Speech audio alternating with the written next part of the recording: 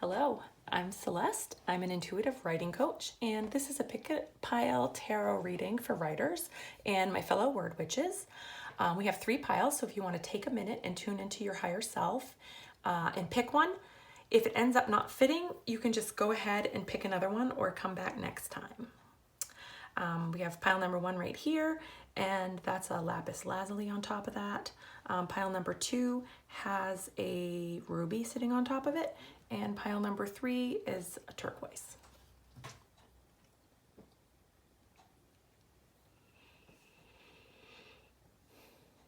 All right, I'm just gonna set these 2 piles aside. We'll come back to them. And this is pile number 1. It's the lapis lazuli. Right.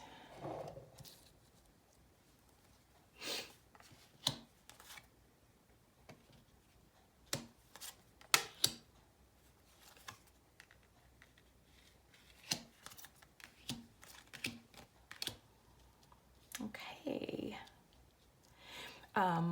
What we have here is the Heaven Sent card, and this card is it's like a gift for writing that you have. This comes very naturally to you in a lot of ways, and it also means that you have a calling. Not all writers feel like they have a calling, some do, and this is definitely you.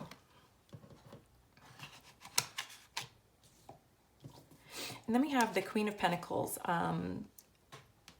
inverted.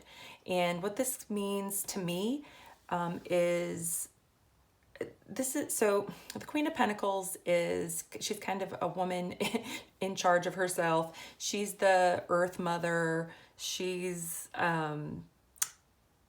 really loving life. And when she's inverted, it's kind of the opposite of that. So you're not loving life.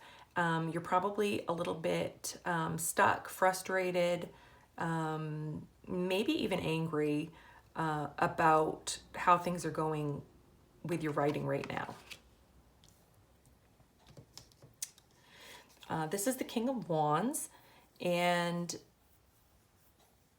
this is about trying to rise up into your power. So the king is a masculine energy, but it doesn't matter whether you're male or female. This is really about being versus doing. And the King of Wands is definitely a doer. He is very, very, very passionate, very, very assertive. This is a fiery energy that goes after whatever it wants and gets things done. And this is the energy that you're wanting to be in. But what I'm seeing here is that you're feeling very crossed by a lot of anxiety and anxiousness about how to go about whatever it is that you're trying to do. So what I'm sensing from these cards is that you're stuck in a situation that's keeping you away from your calling. And I think that what's happening here is that you're feeling frustrated and you want to change something. You're kind of losing sleep over it, and you'd really like to move out of that energy. So these last cards are going to show you how to do that. And what I'm seeing here is surrender denial. This is about kind of getting rid of that energy where you're telling yourself that everything is fine, that you should be happy where you are, you should just be counting your blessings, and you shouldn't, want more than you have, because that's what a lot of us tell ourselves, and it's really not helpful when you're really, really unhappy. There are times and seasons for being a little unsatisfied in life, and that's okay on a short-term scenario, but long-term, it really isn't going to work for you. So the first thing is to surrender denial. This is also saying that you maybe are having some health situations, and I don't know if this is physical health or if it's your mental health. The card says, "Allow me, divine, to be tender and accepting of my body, no matter what ailments I may have. May I always know it's doing the best that it can. Help me be a loving ally and friend to this sacred form.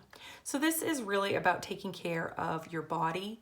And I think that that's about like, it's helpful to get into a better vibration. It's going to be helpful for you to access this passionate kind of go-getter boss attitude energy, to take care of yourself, to take care of your body first. So whatever that means to you, maybe it means that you need to eat better, pay a little bit more attention to, whether you're drinking enough water, getting enough sleep, or exercising. Because that's the other thing, is that writing can be quite sedentary.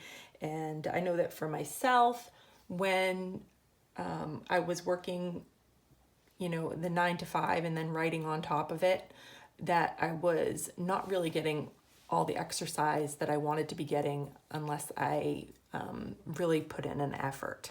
So that's a reminder to take care of your health, and that will improve your mood. It will improve the flow in your life and a lot of other things. And then this card is Imagine. This is telling you to go ahead and dream big. Again, it's a reminder to not pretend that you don't want things. If you want something, if you want to go bigger in your creative life, if you want to make the writing happen, you're going to have to let yourself dream it. Because if you can't dream it, then you're shutting yourself off from flow, and you're shutting yourself off from that opportunity to make it happen. And then this card is called Go the Distance, it says, and it's got this cheetah that's like running. And what this card really means is that this is going to take a lot of work. All these other cards are kind of firing you up to go ahead and go for it, and definitely go for it, but know that it's a long race. This is not a short-term thing. This is something that you're going to have to put the work in for. But if you really want it, the cheetah, he comes by his speed and his stamina very naturally, and so will you. So that's what I'm seeing here. This is actually a very reassuring reading. It tells you that whatever you're worrying about is for a good reason, that you're not quite on track, and whatever it is you're being called to do, you owe it to yourself to give it a try.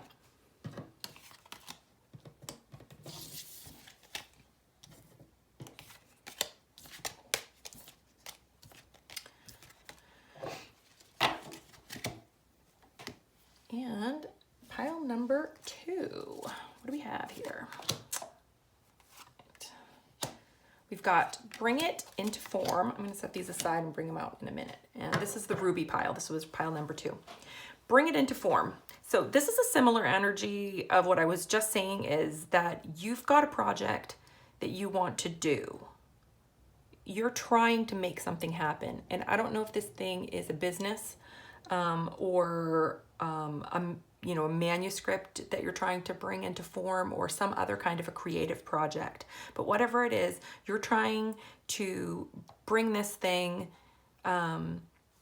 into reality. It's like something that you started with an idea on another plane, and you're trying to make it physical in this realm.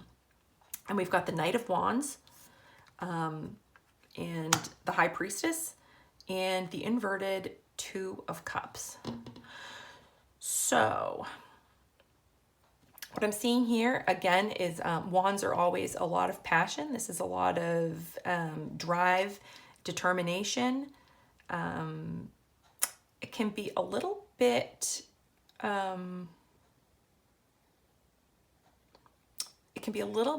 overwhelming in terms of the way that the energy comes on, and then followed by the High Priestess. So this is a very self-possessed energy. This High Priestess,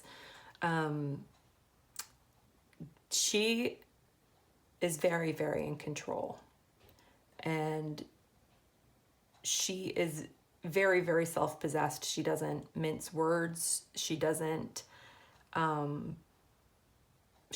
all waste, she doesn't waste time. She doesn't waste energy, and she knows things, okay, just to put it bluntly. So I think that this is your inner self. And this is, I think that this card in this position implies that you know something deeper is going on here. I am going to pull these cards out because what I saw on top kind of matters. And then we'll pull in this one. These actually, all these, okay. All right, I'm seeing a different picture now. So the Two of Cups is, it's often about partnership. And I was going to say that it might have something to do with needing to bring in partners for the job. So that it might actually have something to do with that. And it being inverted, meaning that you don't have that yet and you're trying to get it. Or it could be that you're having difficulty with that.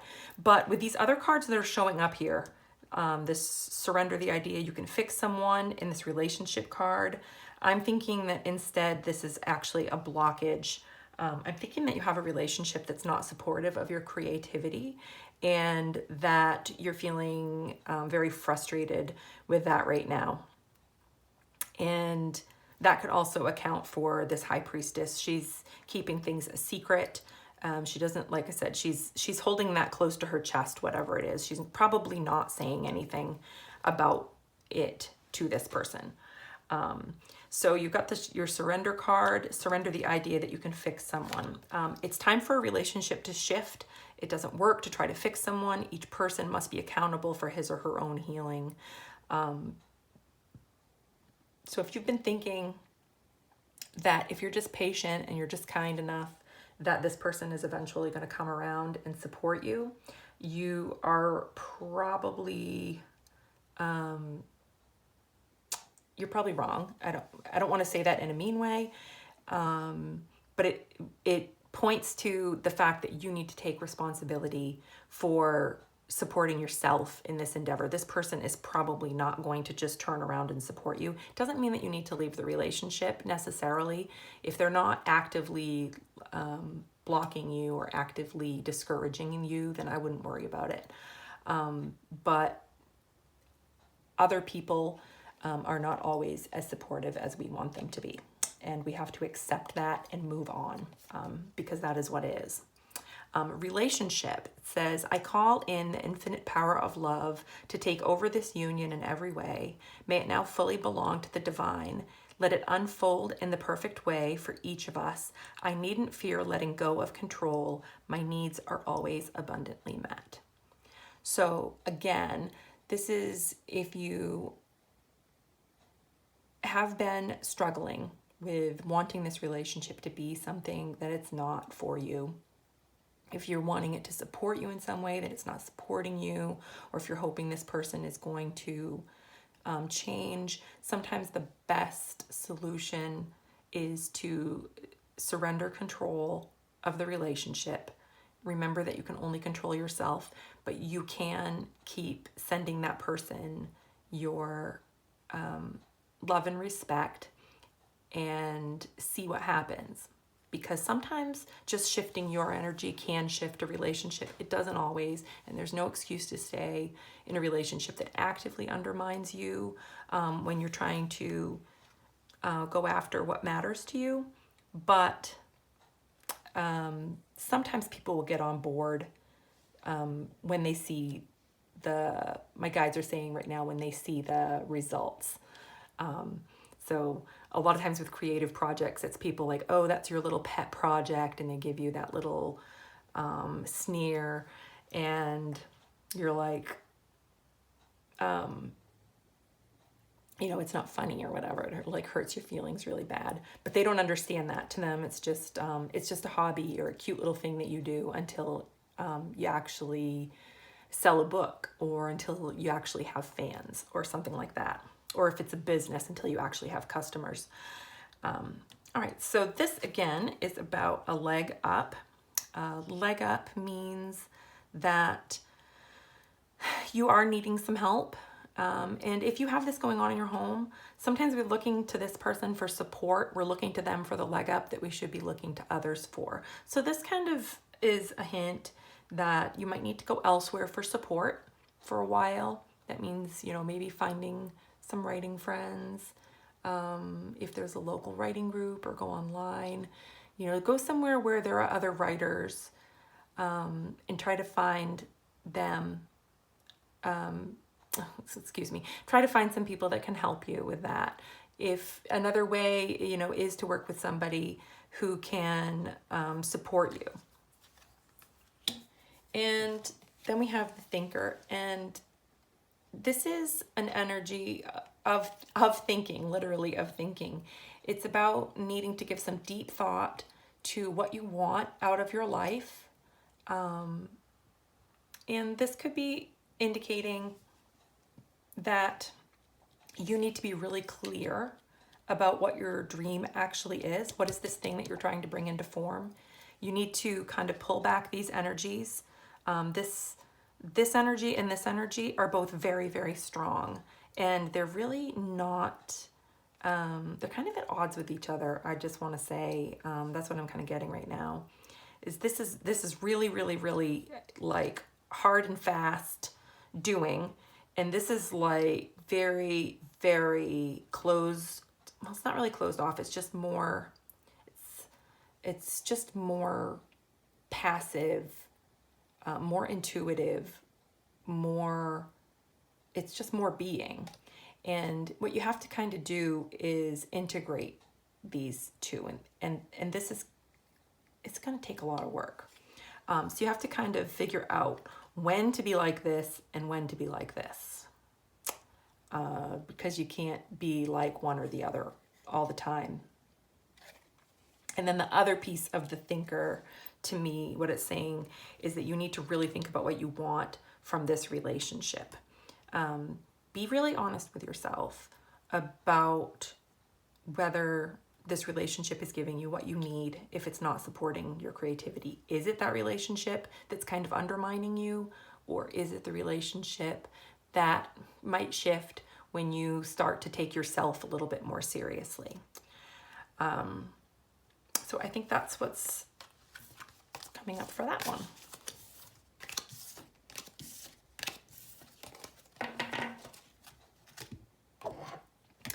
And our last pile, our little turquoise. We have the Sacred Fool.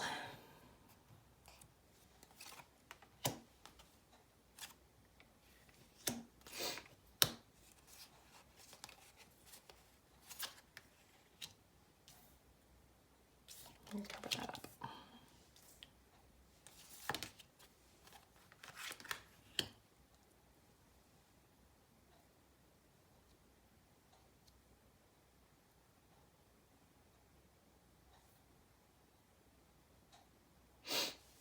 All right. So the Sacred Fool is an energy of, this is about diving into something new. So there's something that you've been wanting to try. And you're probably not feeling really prepared for it. The Fool energy is interesting because, I mean, everybody is a fool at some point, but we all kind of regard the fool as, you know, foolish. But really, that energy is the beginning of everything. It's the beginner mind. It's the, you know, jumping in without your life preserver on, not knowing how deep the water is. So you're feeling a little out of your depth with this thing that you want to try.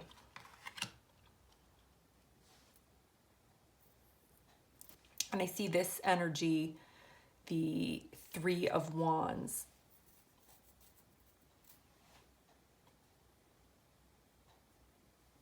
It's a little bit hesitant. Three of Wands is a hesitant energy.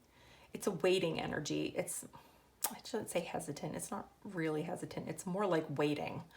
And it's like you're waiting for the right time.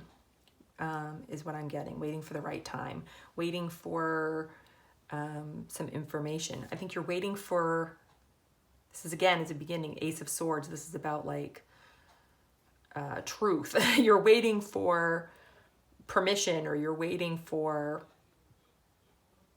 help, or you're waiting for that one piece of information to come along that's going to kind of make you feel like it's time. And again, this is sort of a juggling energy. It feels like, this reading feels very like, should I or shouldn't I? And what I'm seeing down here in the advice section is surrender to spirit. Once you've done everything you can to achieve a goal, turn the situation over to the divine. Let spirit work its magic for you. This card is telling you that sometimes we just have to go. Sometimes you can keep trying to find the information or get the permission, and it just never comes. And sometimes we just have to trust spirit to be leading us in the right direction. And that doesn't necessarily mean that there's not a risk, and it doesn't mean that we won't get hurt. It just means that sometimes we just have to take a chance. This is about service. You stop using the universe and try to get what you want, and start asking love to use you. You offer all and want to be of service. Ironically, many desires become fulfilled without grasping or manipulation. So again, this is about surrendering your need to know, your need to be in complete control of the situation, and instead ask that whatever you're doing, whatever this be, that it be for the good of others as well as yourself.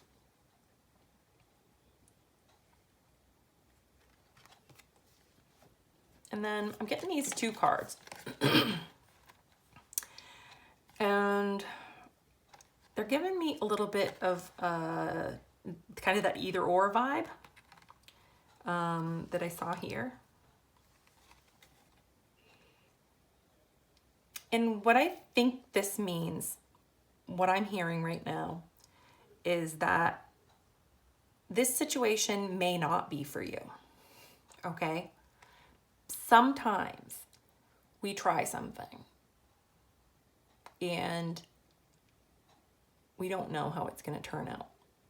There is a chance that it might not be for you. But there's also a chance that finding out that it's not for you could be a blessing, or finding out that it is for you could be the biggest blessing. Sometimes just knowing yes or no is the biggest blessing that you can get by taking a chance and throwing yourself into the ring. So whatever this thing is, you might owe it to yourself to try it anyway, even though there's no guarantees.